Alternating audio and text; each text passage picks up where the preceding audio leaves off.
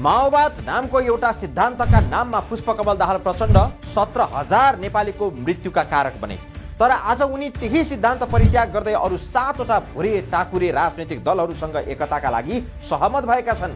हिजो नेकपा एस सहितका साना दलहरूसँग प्रचण्डले गरेको सहमतिको पहिलो बुँदामै पार्टीको मार्ग निर्देशक सिद्धान्त मार्क्सवाद लेनिनवाद हुनेछ भनेर लेखिएको छ। अब प्रश्न उठ्छ, प्रचण्डलाई यदि माओवाद भन्ने सिद्धान्त चाहिएको थिएन भने आजसम्म उनी माओवादीका अध्यक्ष भनेर किन हिँडे अनि लाखौं कार्यकर्तालाई हामी माओवादी हौं भन्न किन सिकाए?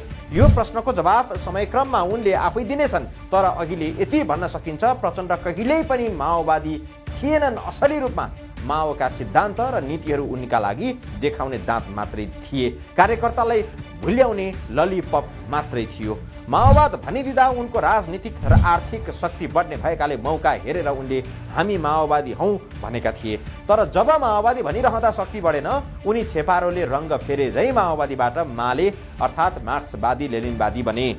यति नगरे उनीसँग अरू दल मिल्न तयार हुने नै थिएनन्। अरू नमिल्दा उनको राजनीतिक शक्ति नबढ्ने निश्चित नै थियो। शक्ति नबढे चुनाव जित्ने सम्भावना पनि रहँदैन। चुनाव नजिते प्रधानमन्त्री बन्न पनि सकिँदैन। प्रधानमन्त्री बन्ने औकातमा नपुगे भने छोरी नातिनीलाई बिचौलिया र माफियाले गुची र प्राडाका ब्याग उपहार दिने पनि को रहलान् र? दुर्गा प्रसाई जस्ता व्यवसायीले रेणु र गङ्गाका लागि घर बनाउन सहयोग गर्ने सम्भावना पनि सकिन्छ। प्रधानमन्त्री हुन नसके उनले नयाँ पैसा राख्ने गोदाम बनाउने सपना पनि सायद चुट्छ। त्यसैले अहिले जनतालाई अल्मल्याउन उनले वाम ध्रुवीकरण र वाम एकता जस्तो खोक्रो आडम्बरी शब्द प्रयोग गर्दै यी चान्चुने दलहरूसँग एकता गरेका छन्।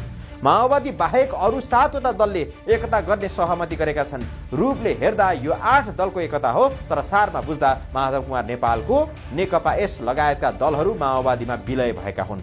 विलय भन्ने शब्दले अपमान झल्काउने भएकाले यसलाई पार्टी एकताको खोल ओढाइएको छ। तर यथार्थमा माओवादीले साना दलहरूलाई आफूमा समाहित गरेको हो। यसको गर्दा प्रचण्डले माओवादीलाई मात्र फाइदा हुने निश्चित देखेका छन्, किनभने माओवादीसँग विलय हुन जाने कुनै पनि दलले राष्ट्रिय दलको मान्यता पाएका छैनन्। सामान्य अर्थमा पार्टी एकता त्यो बेला हुन्छ जब समान शक्तिका 2 वा 2 भन्दा बढी दलहरू एकतामा जान्छन्।